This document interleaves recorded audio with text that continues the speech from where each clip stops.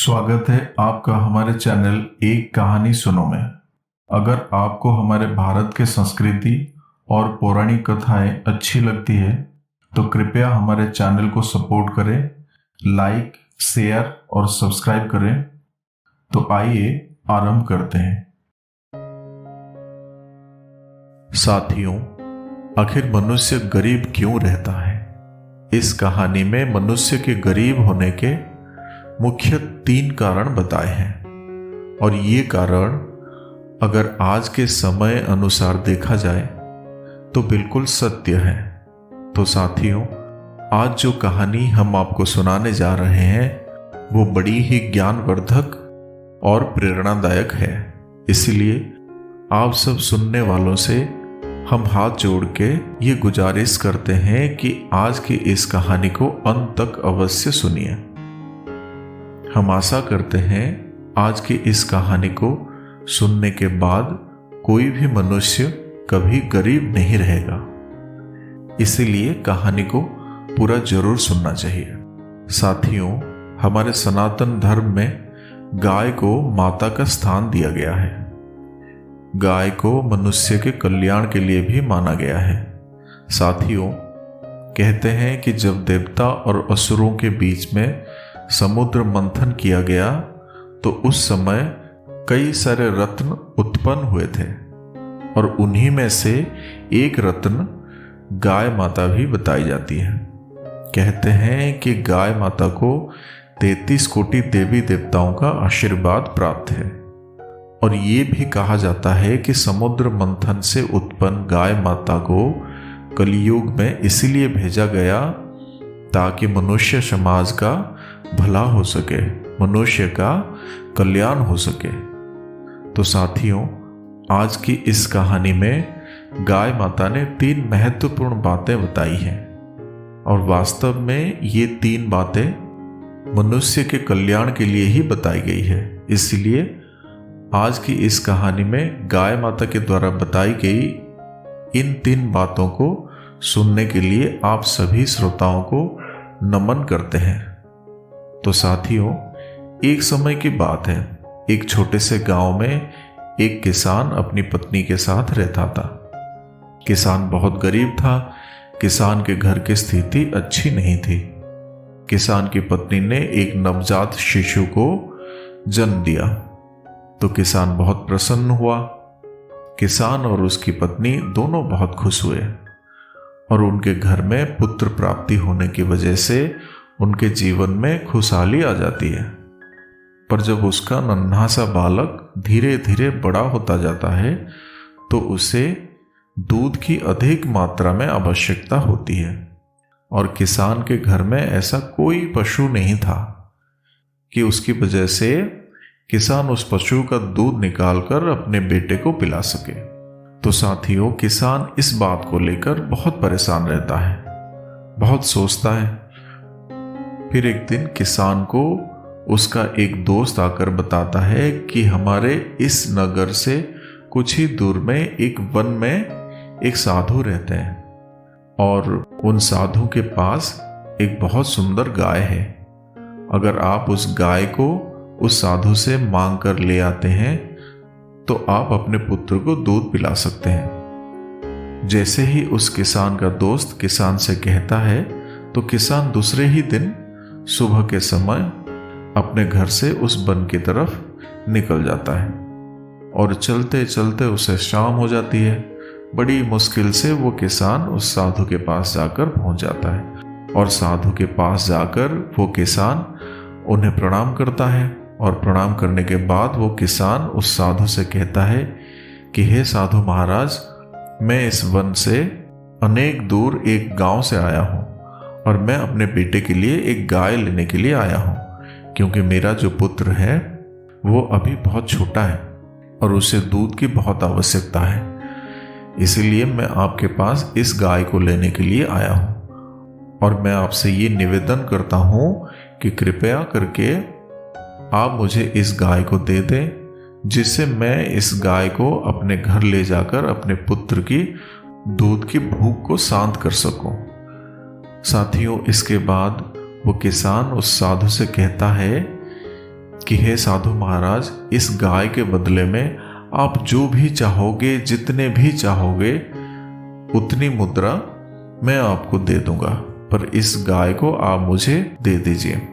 उसके बाद वो साधु महाराज किसान की बातों को सुनकर हंसने लगते हैं और कहते हैं, हे बालक, अगर तुम्हारे पुत्र के दूध की भूख है तो तुम अपने पुत्र के लिए इस गाय को निःशुल्क ले जा सकते हो, परंतु मैं इस गाय को तुम्हें देने के बदले कोई भी कीमत नहीं लूंगा, क्योंकि मैं एक साधु हूं और साधु और वनवास काटने वाले इंसान को धन की कोई आवश्यकता नहीं होती है।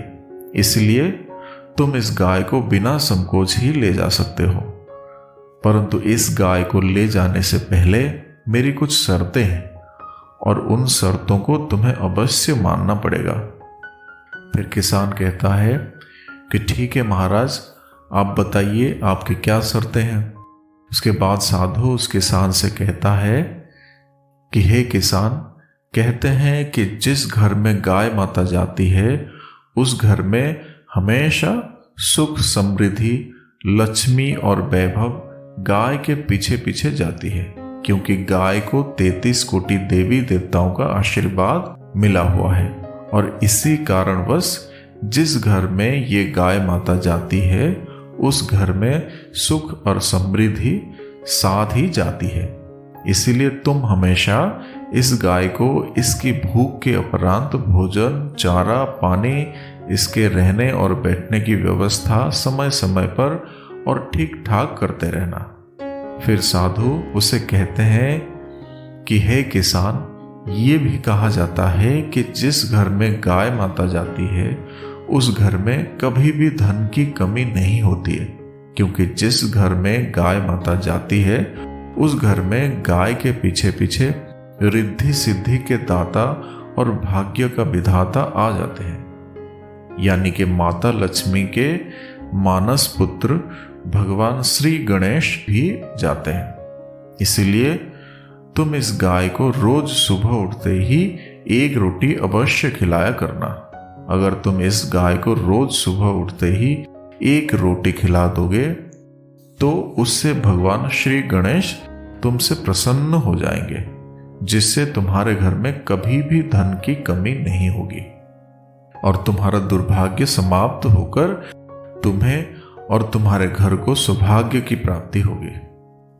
उसके बाद साधु उस किसान से कहते हैं कि हे किसान, अगर तुम इस गाय को अपने घर ले जा रहे हो तो कभी भी इस गाय का शोषण मत करना, कभी भी इसे छोड़ मत देना। कहीं तुम इस गाय को अपने घर ले जाने के बाद में और इसका फायदा उठाने के बाद में, यानी कि जब तक ये दूध दे और जिस दिन दूध देना बंद कर दे तो उस दिन से छोड़ मत देना। अगर तुम ऐसा करते हो तो उसी दिन से तुम्हारे बुरे समय आरंभ हो जाएगी। ये बात कहकर साधु उस किसान को गाय ले जाने की अनुमति दे देते हैं और फिर वो किसान अपने पुत्र के लिए उस गाय को लेकर अपने गांव की तरफ आ जाता है।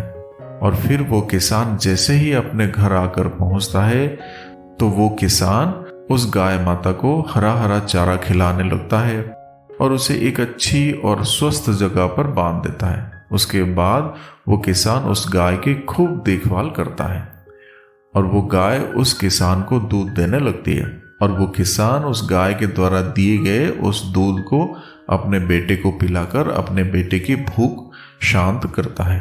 जिस दिन से वो किसान उस गाय को अपने घर में रखने लगता है, उस दिन के बाद से ही उस किसान के अच्छे दिन आने लगते हैं। उसके घर में बरकत शुरू हो जाती है और वो किसान देखते ही देखते पूरे गांव में धनवान हो जाता है और पूरे नगर में बहुत अच्छा एक घर भी बना लेता है। जिस दिन वो किसान अपने किसी कार्य को लेकर घर से बाहर जाता तो वो अपनी पत्नी से इस बात को बोल कर जाता कि गाय माता को किसी चीज की कमी नहीं होनी चाहिए। इस तरह वो किसान गाय माता की खूब देखभाल करता। पर साथियों, फिर एक दिन की बात है, वो गाय दूध देना बंद कर देती है। जिस दिन वो गाय दूध नहीं देती है तो वो किसान सोचने लगता है कि हो सकता है कोई भी कारणवश गाय ने आज दूध नहीं दिया होगा। पर जैसे ही दूसरा दिन आता है तो उस दिन भी गाय दूध नहीं देती है और देखते ही देखते गाय दूध देना बंद कर देती है। जैसे ही गाय दूध देना बंद कर देती है तो वो किसान धीरे धीरे गाय की ओर से लगाव कम करने लगता है और गाय के पास जाना तक छोड़ देता है।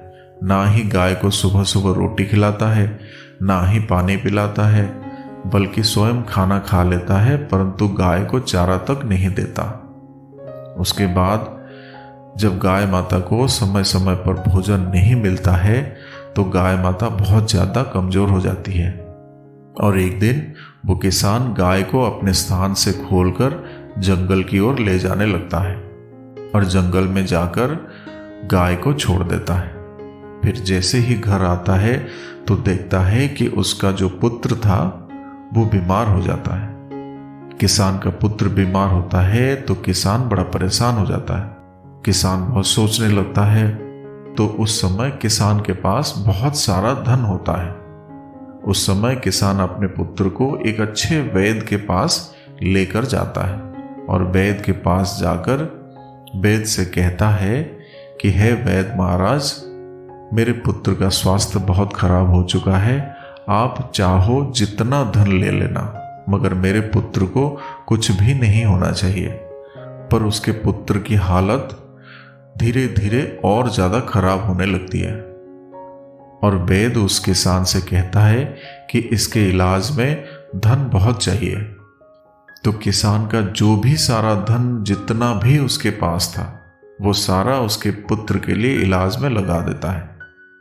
उसके बाद भी उसके पुत्र के स्वास्थ्य में कोई सुधार नहीं आता है और फिर अंत में वैद्य और धन के बारे में बोलता है। तो किसान अपने द्वारा बनवाए गए उस घर को भी बेच देता है और अपने पुत्र के इलाज में सारा पैसा लगा देता है और फिर उसका पुत्र भी ठीक हो जाता है और वो किसान अपने पुत्र को लेकर अपने घर, अपने गांव की तरफ आ जाता है।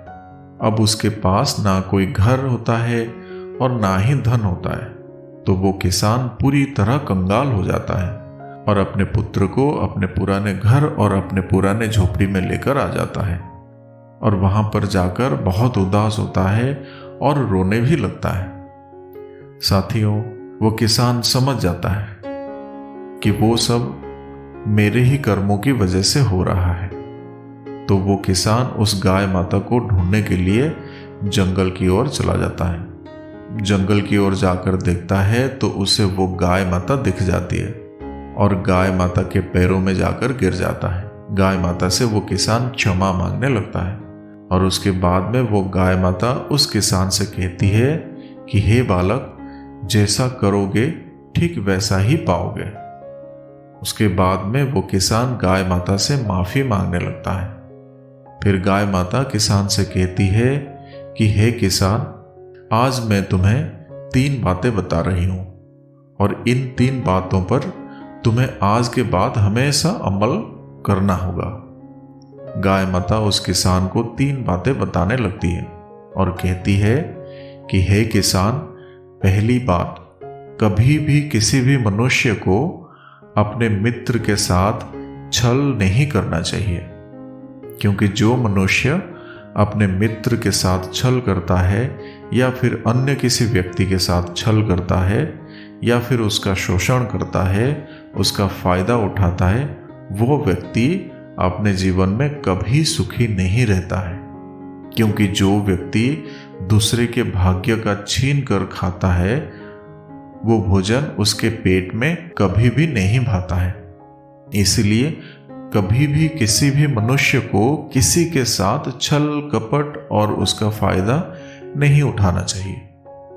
फिर गाय माता दूसरी बात बताने लगती है कि कभी भी हमें अपने समय पर, अपने धन पर और अपने मन पर अपनी इच्छाओं को हावी नहीं होने देना चाहिए, क्योंकि जो मनुष्य अपने समय पर और अपने धन पर और अपने आप पर गर्व करता है वो मनुष्य हमेशा जीवन में कहीं ना कहीं अवश्य ही ठोकर खाता है। हर मनुष्य का समय एक जैसा नहीं होता है। समय एक ऐसी घड़ी है जो बदलने में समय नहीं लगाती है। इसीलिए कभी भी किसी भी मनुष्य को अपने समय पर, अपने धन पर और अपनी मन पर गर्व नहीं करना चाहिए। उसके बाद में गाय माता तीसरी बात बताने लगती है और कहती है कि कभी भी मनुष्य को अपने घर के मामले में अन्य लोगों से राय नहीं लेनी चाहिए। कहा जाता है कि हमारे घर में लड़ाई झगड़ा हो और अगर हम उस झगड़े के बारे में हमारे पड़ोस में अन्य लोगों से किसी भी चीज के बारे में राय ले रहे हैं तो वो लोग हमेशा काम को बिगाड़ने के बारे में ही सोचते हैं। इसीलिए कभी भी अपने किसी कार्य के लिए अन्य लोगों से नहीं पूछना चाहिए और साथ ही अपने घर की बातों को अन्य लोगों को नहीं बताना चाहिए। ये 3 बातें गाय माता उस किसान को बताती है और किसान फिर से उसी समय गाय माता को अपने घर की ओर फिर से ले जाता है और ले जाने के बाद में गाय माता की खूब सेवा करता है। गाय माता की द्वारा बताई गई उन 3 बातों पर अमल भी करता है और देखते ही देखते वो किसान फिर से धन प्राप्त करने लगता है और उसका अच्छा समय आने लगता है। तो साथियों, आज की ये कहानी कैसी लगी कमेंट बॉक्स में जरूर बताइएगा। साथ ही उम्मीद करते हैं कि आप सभी को आज की ये कहानी पसंद आई होगी। तो इस कहानी को लाइक और शेयर जरूर कर दीजिएगा। फिर मिलेंगे साथियों अगले वीडियो में। तब तक के लिए अपना ख्याल रखना और हमेशा हंसते मुस्कुराते रहना।